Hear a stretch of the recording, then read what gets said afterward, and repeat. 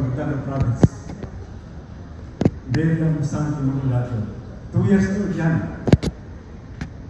Nagpagpano ito. Nabatalo ko. Sa batalo ko, experience ko, yung barinig ka na dapat mo, bumbahin ka ng jet plane.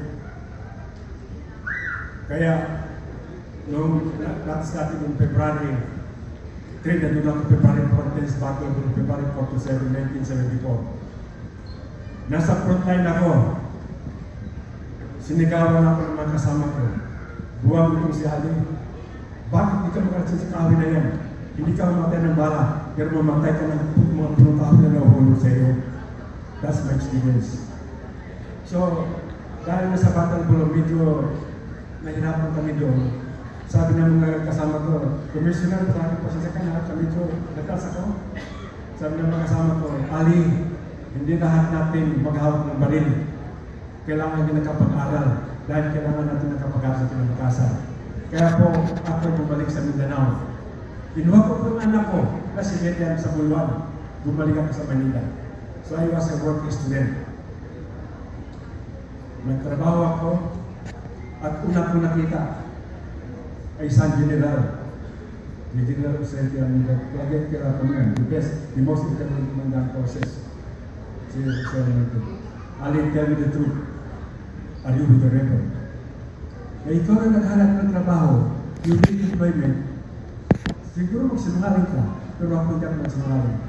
Sabi ko, sir, yes, I am a rebel. I am with the MNLA. So that started my career. I was recruited. Naging sa UP sa Dr. Kim Mahul. At mahaba ang istorya, ano ginawa namin sa UP. Ito po ang document na nagawa namin. Na ito ay sagot sa problema ng Bangsamoro.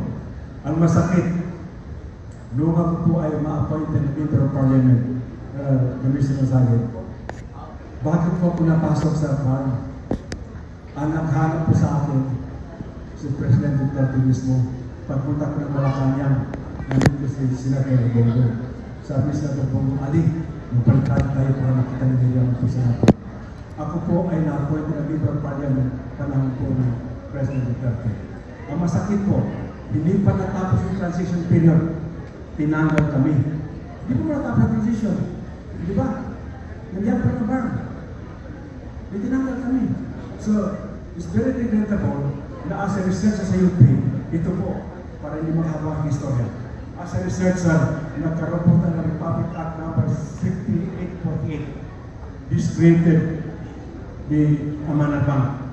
Ibig sabihin, may bangko ang mga Muslim na created by Act of Congress. Magkaiba po Land Bank at saka DBP. So there are 3 state bank na created by Act of Congress. Isa lang yan ang Amanat Bank. Bakit ang Amanat Bank? Ako po ay naging chairman ng Amanat Bank. Paano maging chairman ng Amanat Bank ay isang dating aktivista? Dati po ako sa DBP. Noong pinusap ko si Madam President, pero magkapagala ko. Medyo magapan mo. Gusto pa lumaki ka. Panday mo. Sabi ko kay Madam President, Ma'am, gusto kong hawakan ng Amanat Bank. Ali, sabi niya, Ali, walang pira ng Amanat Bank. Sabi ko, precisely mo ba, gusto nga hawakan ng Amanat Bank dahil walang pira. Pero actually, kasi sabi ko, Ma'am, I was a researcher in UP. The most promising bank in the whole country is Amanat Bank. Islamic Bank had made Indonesia more progressive than the Philippines. Marami pa akong istorya, pero tapusin ko muna ang Amanat Bank. But I hope na pag nabalik si Madam President sa Duterte, hawakan natin ang Amanat Bank. Sinabi ko po kay Chairman Murad, bakit hindi umasin sa mga Muslim? Bakit hindi umasin sa farm? Dapat kunin natin ang Amanat Bank gamit niya. I met the President of the biggest Islamic bank in the world sa Jeddah. After my trip sa Jeddah, pumunta siya sa Mindanao. Gusto nilang mag-invest sa Pilipinas na bank. So pag nabalik man si Madam,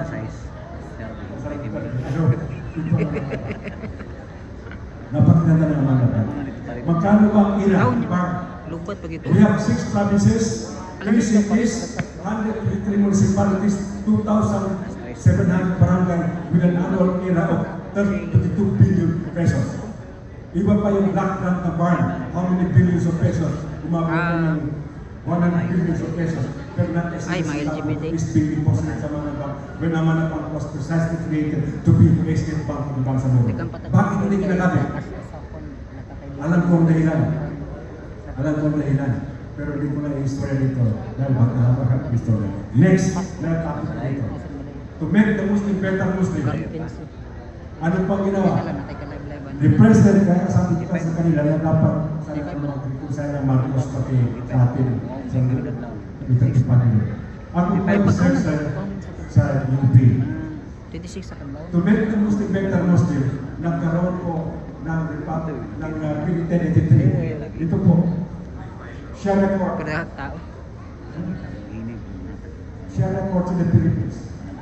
1083. This law, to make the Muslim better Muslim Commissioner, nag-create ang gobyerno ng 5 Sharia District Court, parang RTC Court, and 51 Circuit Court, Municipal Circuit Court. The first Sharia Court examination was in 1977.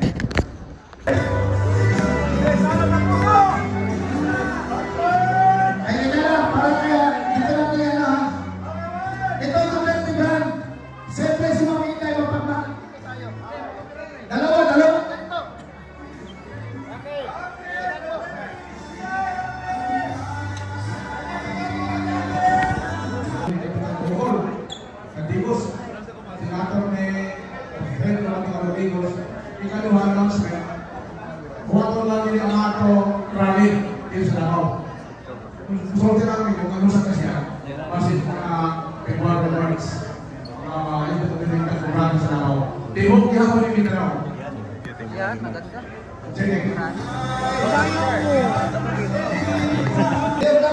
Ako to sa tama sa to. Isabay ko safety. Baka kasama po natin.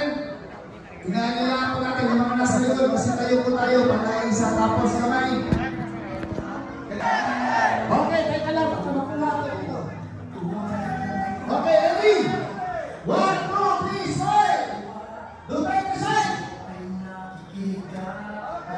Pwede ba tayo sumigaw ng Intay Sara Duterte? Go! Intay Sara!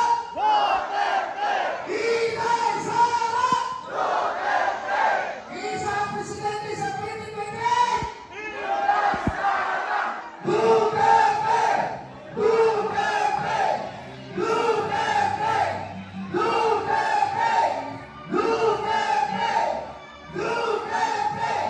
Duterte! Maraming po salamat sa inyo lahat.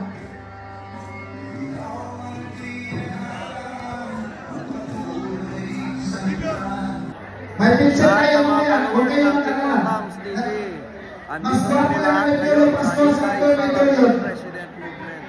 Walang panalo si ang una sa kanya. Sa ating organisasyon na ito dahil Okay, pupunin natin yun, si Sara nakakalaman. maging presidente, wala nang iba. God bless sa inyo lahat. Maraming Okay. salamat, Kapit Church. Sulit. Convention. Maayong adlaw kaninyong tanan.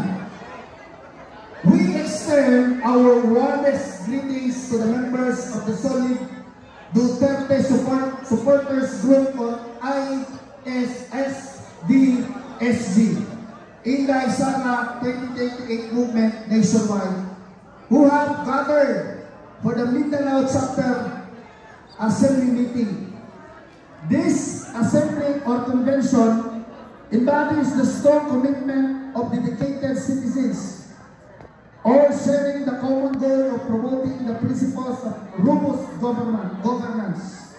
May your continuous efforts and dedication forge meaningful connections rooted in the public through public service and armed with the values of integrity, justice, and respect. In a time of division, it is crucial that we remain committed to our shared vision of unity and resilience. Let us not be swayed by intimidation or power. Instead, we must continue to represent and adhere to the moral values the organization stands for, while remaining responsible citizens of the country. The road ahead may be full of challenges, but rest assured, we will remain united and continue standing together as Filipinos in unity, solidarity, and peace.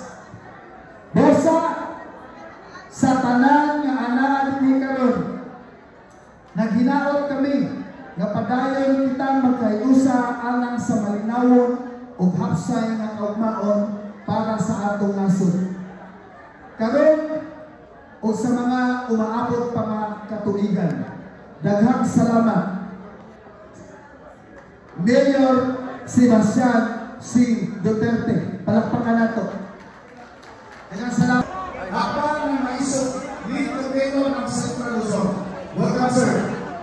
And also, we have here legal counsel ng maisog, Luzon, Vice Chairman ng Sara Duterte Support and International Council. Hello, aking binabati kayo dyan, lahat ng sumusuporta sa kay Inday Sara 2020 Improvement. Dapat magtrabaho tayo ngayon, mag-organisa para mag-preparar para sa 2028. Hindi pwede na mag-antay lang na may mag-resign. Magtrabaho tayo para ipakilala kung sino yung gusto nating maging presidente. Ating pagdasal na sana mabuo natin ang ating grupo para tulungan si VP Inday na maging presidente by 2020. Maraming salamat sa Tony GB mga kabayan. Okay. Asa naman mo, bantay dili niyo suportahan ang official page sa Inday Sara Duterte ha. Hindi mo ikusog kayo sa Commissioner Mar Masakit. Tinuna! Suportahan nyo na ha. Tinuna! Attorney Torion, inyong amigo.